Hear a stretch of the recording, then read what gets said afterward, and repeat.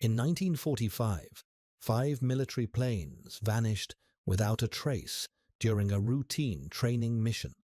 The last words from Flight 19's commander were, "Everything is wrong, strange. The ocean doesn't look as it should." What really happened to these aircraft? And why does the Bermuda Triangle continue to claim vessels decades later? Prepare to relax and drift off to sleep as we navigate through one of history's most puzzling maritime mysteries. The story of the Bermuda Triangle began quietly in 1950 with a Miami Herald article by Edward Van Winkle Jones. At first, it simply noted an unusual number of ships and planes disappearing in the waters near Florida. None of the disappearances were connected at the time, but the idea that something strange might be happening in that patch of ocean lodged in people's minds.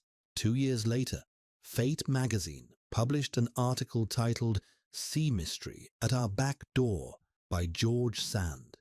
This piece gave the mystery its shape, drawing lines between Florida, Bermuda, and Puerto Rico to form what we now recognize as the Bermuda Triangle. Writers and researchers later stretched the boundaries of the triangle, sometimes making it larger or shifting its edges. By the 1960s, Vincent Gaddis expanded the timeline of disappearances to include incidents dating back to 1840.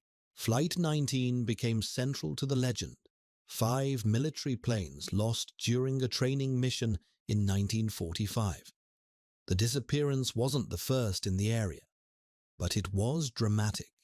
Naval records show the squadron leader grew disoriented, reporting his compasses malfunctioning before radio silence fell. Search planes sent to find them vanished too. The military's official explanation pointed to navigational errors and fuel exhaustion, but the mystery refused to settle, with reporters and writers constantly returning to Flight 19, using it as proof that the triangle defied ordinary explanations. Over time, the triangle's borders shifted based on who was telling the story. Some accounts included the Azores or stretched south toward the Caribbean. The size varied wildly, from roughly 500,000 to over 1,000,000 square miles. Without fixed boundaries, nearly any disappearance in the Western Atlantic could be folded into the legend. The lack of precision made the mystery feel larger, as though the triangle itself was impossible to pin down. The media played a crucial role in shaping the legend, with Fate magazine presenting the triangle as an unsolved puzzle. Over time, authors introduced theories involving aliens, time warps, and even the lost city of Atlantis. By the 1970s, the Bermuda Triangle was firmly established in the public imagination. It didn't matter that Lloyd's of London and the US Coast Guard found nothing unusually dangerous about the area. The legend had taken on a life of its own, fed by books, documentaries, and a willingness to believe that some corners of the world held secrets beyond our understanding. So what might really give the Bermuda Triangle its secret powers? The ocean holds hidden rivers within its waters, and none moves with more force than the Gulf Stream. This powerful current begins in the Gulf of Mexico, flowing north through the Straits of Florida before bending eastward into the Atlantic. Its surface waters rush by at speeds reaching 6.6 feet per second, faster than many people imagine ocean currents can move.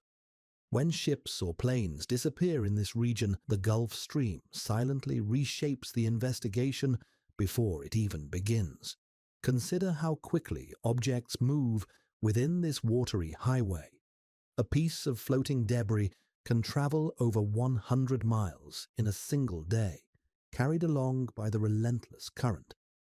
This explains why search teams sometimes find wreckage far from where a vessel was last reported. A plane making an emergency water landing might vanish from sight within hours as the current sweeps its remnants away. The ocean doesn't need mysterious forces to erase evidence. Ordinary physics does the work quite efficiently. Yet we rarely attribute supernatural causes to missing items in rivers. We understand the water's power to conceal. The Gulf Stream operates on a grander scale, but the principle remains the same. Its continuous flow can disperse a ship's wreckage across hundreds of square miles, leaving investigators with frustratingly few clues. Modern technology struggles against these natural forces, even with satellite tracking and computer models. Predicting exactly where the current will carry floating objects remains difficult. Historical cases like Flight 19 become more understandable when we account for how quickly the current could have scattered metallic debris across thousands of square miles of ocean floor. Fishermen who work these waters understand the Gulf Stream's habits intimately. They watch how it carries their buoys and nets, how it shapes weather patterns overhead. The Gulf Stream's steady flow reminds us that the ocean operates on scales that can dwarf human endeavors. What seems like a vanishing act might simply be nature's efficient cleaning system at work, carrying away what we've lost before we can fully comprehend what happened. One of the triangle's greatest mysteries involves the disappearance of the USS Cyclops, which vanished in March 1918 with 309 people aboard, leaving no distress call or wreckage behind.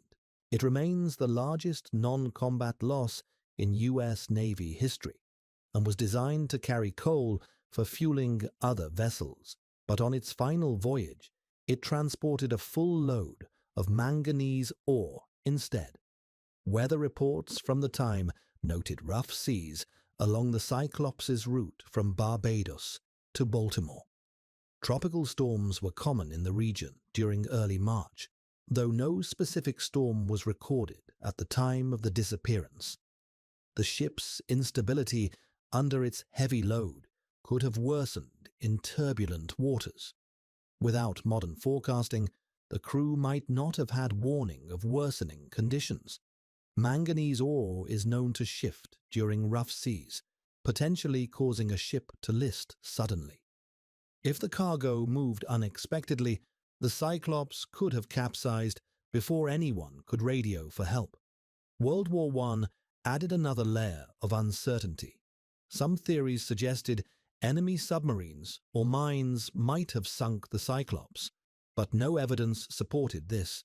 The Cyclops' route didn't neatly fit later definitions of the Bermuda Triangle. It vanished somewhere between Barbados and the Chesapeake Bay, a region often excluded from the triangle's boundaries when they were formally drawn decades later. Two of the Cyclops' sister ships, the Proteus and Nereus, also disappeared under similar circumstances years later. Both were hauling heavy metal ores, just like the Cyclops.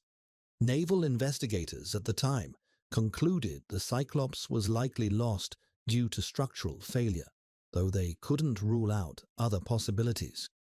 The official report noted the ship's history of mechanical issues and its unusual cargo load.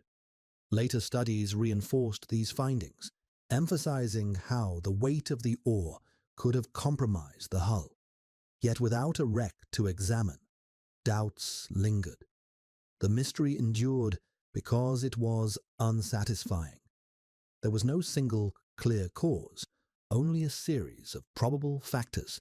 Its fate, tragic as it was, became a foundational piece of the Bermuda Triangle myth, a reminder of how easily facts can twist into folklore when answers remained just out of reach.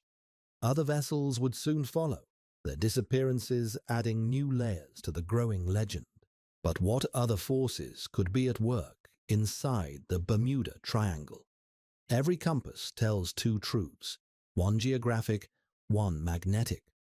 While maps show true north at the top of the world, compass needles point toward magnetic north, a shifting point currently near Canada's Arctic. This difference, called magnetic declination, varies by location. In the Bermuda Triangle, declination ranges from 14 to 18 degrees west, meaning a compass reading there differs noticeably from true geographic directions.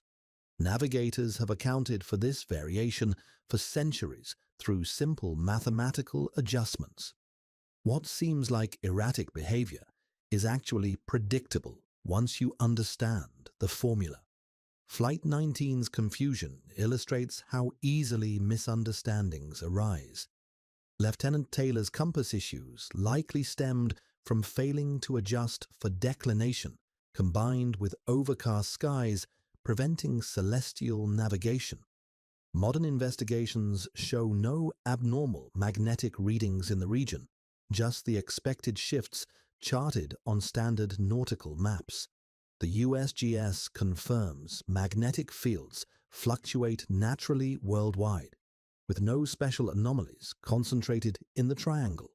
Yet dramatic accounts often present ordinary compass variation as something mysterious. Think of declination like time zones crossing state lines. In Arizona, moving a few miles can change whether you follow daylight savings time, but phones adjust automatically. Similarly, skilled navigators routinely compensate for magnetic variance using published charts. The misconception thrives because few realize compasses don't point to geographic north unless you're standing on a specific line running through Wisconsin to the Gulf of Mexico, far from the triangle. Periodic updates to magnetic models reflect the Earth's fluid core movements, drifting the poles gradually. Ships and planes now use GPS alongside compasses, reducing dependence on magnetic readings. The real mystery isn't why compasses misbehave in the triangle, but why we expected them to work differently there at all. While magnetic fields form predictable patterns, the ocean holds other natural forces capable of sudden surprises without any paranormal help. Another possible sinister trap inside the triangle could lie in the form of methane bubbles, frozen pockets of methane gas, trapped in ice-like formations called hydrates, sitting on the ocean floor. Under certain conditions, these can release bubbles that surge toward the surface. Scientists have wondered if such eruptions could explain Bermuda Triangle disappearances, if ships might sink suddenly through water turned foamy by gas. Laboratory tests offer some support. In controlled experiments, methane bubbles reduced water's density enough to sink model ships. The bubbles create a froth that supports less weight than normal seawater. A vessel caught in such a release could lose buoyancy abruptly, plunging before crews could react. Theoretically, the Gulf Stream would then scatter any wreckage swiftly, leaving little trace behind. Natural gas certainly alters water's properties, yet conclusive links to maritime disasters are lacking. Oceanographers more often attribute sinkings to storms, waves, or structural failures. So while methane offers a compelling scientific avenue, it doesn't fully unravel the triangle's mystery. The ocean has simpler ways to claim ships than gas bubbles. Still, the idea endures, bridging the gap between known phenomena and unexplained events. Some explanations reach even further, beyond conventional science. Lloyd's of London keeps detailed records of maritime incidents, and their data shows no unusual pattern in the Bermuda Triangle. Insurance rates for ships passing through the area remain standard, indicating insurers see no exceptional risk. The U.S. Coast Guard's records support these findings. Their exhaustive incident reports reveal the triangle's disappearance rate matches expected numbers given the heavy traffic volume. Over 50,000 vessels transit the triangle annually without incident, yet only the few tragedies gain attention. The Coast Guard attributes most losses to identifiable causes like tropical storms or mechanical failures. Other ocean regions witness far more accidents. The South China Sea and East Indies top shipping danger lists, with piracy and crowded routes contributing to higher incident rates. Even the Mediterranean sees more ship losses annually than the Bermuda Triangle. The WWF's Global Shipping Hazard Study didn't include the Triangle among its 10 most dangerous zones when assessing actual risk factors. High traffic creates statistical illusions. With so many ships and planes crossing the Triangle daily, random accidents appear clustered when viewed in isolation. Most reported Triangle incidents occurred outside its commonly drawn boundaries, too. The data suggest ordinary probabilities at work rather than supernatural forces. When we account for traffic density and weather patterns, the Triangle's reputation falters against measurable reality. Yet the legend persists despite contrary evidence. This disconnect between perception and statistics reveals more about human psychology than oceanography. The truth lies not in mysterious forces, but in our tendency to see patterns where none exist. Oceanographers who study the Bermuda Triangle daily see nothing unusual in its waters. Their instruments measure the same currents, weather patterns, and magnetic fields found throughout the Atlantic. Pilots who regularly fly over the region report normal navigation conditions, with compasses behaving as expected. These professionals work with tangible data rather than legends, and their consensus is clear. The Triangle holds no special dangers absent from other heavily traveled maritime zones. Meteorologists explain that tropical storms pose the greatest risk in this region, as the Triangle sits in Hurricane Alley. Rapid weather changes can challenge even experienced crews, but these conditions occur throughout the Caribbean and Western Atlantic. Experts across relevant fields, oceanography, meteorology, navigation, and marine insurance, all align in their assessment. The Triangle's mystique stems from storytelling rather than observable phenomena. Professionals working with hard data find no patterns justifying supernatural theories. Their collective experience reveals something perhaps more surprising than any mystery: how willingly we believe in the extraordinary when ordinary explanations suffice. The Bermuda Triangle remains a mirror reflecting our fascination with the unexplained. Its waters conceal no special dangers, just the ordinary rhythms of wind and wave that sailors have navigated for centuries. The real mystery lies in why we cling to legends when facts provide clearer answers. As you drift towards sleep tonight, picture not vanished ships, but the predictable tides that carry vessels safely to port. The ocean follows its own logic, vast and complex, yet governed by familiar forces. Rest easy, knowing most mysteries fade when examined closely, leaving only the soothing certainty of nature's patterns. Are you still awake? Why not check out the Sleepless Science playlist, where we have more great videos for you to fall asleep to, or try our suggested video. Thanks for watching.